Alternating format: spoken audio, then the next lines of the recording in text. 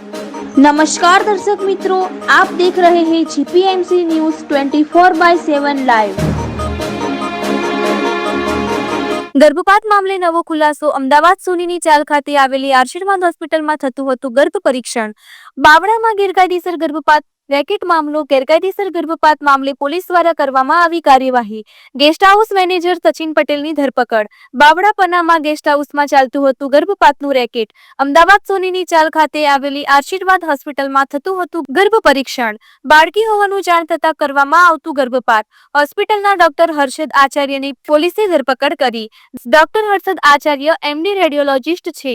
હર્ષદ આચાર્યના ક્લિનિકમાં ગેરકાયદેસર રીતે ગર્ભ પરીક્ષણ કરવામાં આવતું હતું। ગર્ભમાં બાળકી હોવાની જાણ થતાં નર્સ હેમલતા ગર્ભપાત કરતી હતી। નર્સ હેમલતા અને ડોક્ટર હર્ષ ધોળકા અને બાવળામાં બ્રિંદા હોસ્પિટલમાં સાથે કામ કરતા હતા। હર્ષદ બિંદ્રા હોસ્પિટલમાં વિઝિટિંગ તબિયત તરીકે કાર્યરત હતો। ગર્ભવતી મહિલા જ્યારે ગર્ભ પરીક્ષણ કરાવવા આવતી ત્યારે હેમલતા ડોક્ટર હર્ષદના ક્લિનિક પર મોકલતી હતી। બંને છેલ્લા 15 વર્ષથી એકબીજાના પરિચયમાં છે। હેમલતા છેલ્લા 2-3 વર્ષથી ગર્ભપાતનો બુરક ધંધો કરતી હતી। હેમલતા 15,000માં ગર્ભપાત કરી આપતી હતી। હેમલતા રૂપિયા 8,000 હર્ષદને ગર્ભ પરીક્ષણના ચૂકવતી હતી। ગર્ભપાત અંગેની દવાઓ ક્યાંથી લાવતા તે અંગે પોલીસે તપાસ હાથ ધરી છે। રિપોર્ટર મુકેશ ચુનારા, અમદાવાદ, જીપીએમસી ન્યૂઝ 24/7 લાઈવ।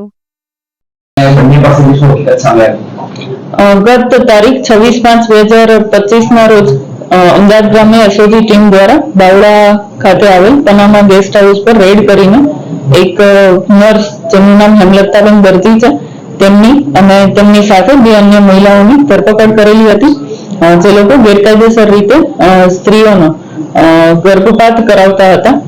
આ કેસમાં વધુ આગળ જે પનામા ગેસ્ટ હાઉસના માલિક છે તે સચિનભાઈ પટેલ રહે બાવળાનાઓની ધરપકડ કરવામાં આવેલી છે અને આ ગર્ભ પરીક્ષણ કરાવ્યા બાદ ગર્ભપાત કરવામાં આવતું હતું, જેથી ગર્ભ પરીક્ષણ જે જગ્યાએ કરવામાં આવતું હતું તે આશીર્વાદ ક્લિનિક સોનાની ચાલી અમદાવાદ એમના જે ડોક્ટર છે હર્ષદભાઈ આચાર્ય તેમની ધરપકડ કરીને આગળ કાયદેસરની કાર્યવાહી હાથ ધરવામાં આવેલ છે।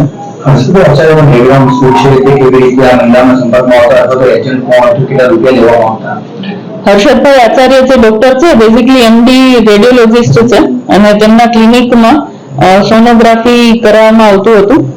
જે આરોપી હેમલતાબેન છે તે અને હર્ષદભાઈ એ ધોળકા અને બાવળા ખાતે આવેલ બ્રિંદા હોસ્પિટલ ખાતે સાથે કામ કરતા હતા। હર્ષદભાઈ આચાર્ય ત્યાં વિઝિટિંગ ડોક્ટર તરીકે ફરજ બજાવતા હતા અને તે દરમિયાન હેમલતાબેન નર્સ ત્યાં ફરજ બજાવતા હોય એ બંનેનો સંપર્ક થયેલો હતો।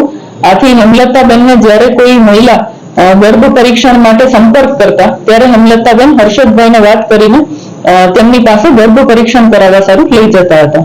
કેટલા સમયથી આખું રેકેટ ચાલતું હતું અને કેટલા ગર્ભ પરીક્ષણ ગર્ભપાત કરાવ્યા હશે તો તેમને તો મહિલા વધુ કલમનો ઉપયોગ કરવામાં આવે છે।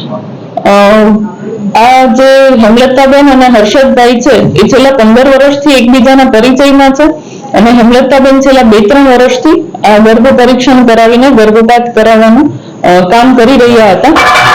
હેમલતાબેન જે છે હર્ષદભાઈ સાથે વાતચીત કરીને ત્યારબાદ તે દર્દી છે તેમની પાસેથી આશરે 15,000 રૂપિયા લેતા હતા અને તેમાંથી 8,000 રૂપિયા એ ડોક્ટરને ગર્ભ પરીક્ષણ કરાવવા સારું આપતા હતા। વધુ આમાં પીસીપીએનડીટી એક્ટ મુજબ અને મેડિકલ પ્રેક્ટિશનર એક્ટ મુજબ કલમોનો ઉમેરો કરીને આગળ કાર્યવાહી હાથ ધરવામાં આવશે। દવાનો ઉપયોગ થતો દવાનો સારવાર પ્રતિબંધિત હોય છે, ક્યાંથી દવાઓ મળતા હતા તેને તપાસ કરવામાં આવશે। એ તપાસ હાલ ચાલુમાં છે।